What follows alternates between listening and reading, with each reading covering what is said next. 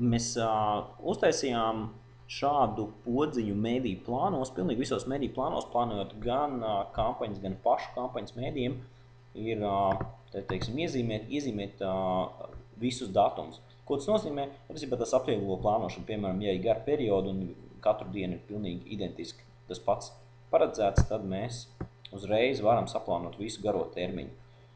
Vai arī ir ļoti gari termiņi, izņemot brīvdienas un negribās teiksim, iezīmēt pa vienai darba dienai, tad faktiski pēc tam var aiziet atzīmēt brīvdienas un noņemt nos brīvdienas un atstāt tikai darba dienas.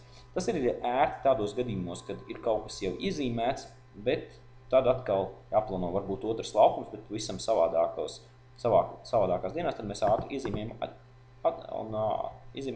atbrīvojam un var redzēt, ka šeit jau tagad mēs varam plānot pirmdienu, otrdienu, trešdienu, trešdienu, ceturtdienu un citu laukumu pavisam arī pietiekami ērti un vienkārši.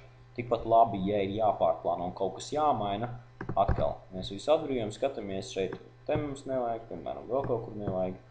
Un faktiski tāds veids, kā ērtāk, teiksim, ātrāk kombinēt dienas, ka ir iespēja visu iezīmēt, neiezīmēt un tad skatīties jau, kā jūs to varat izmantot priekš sevis.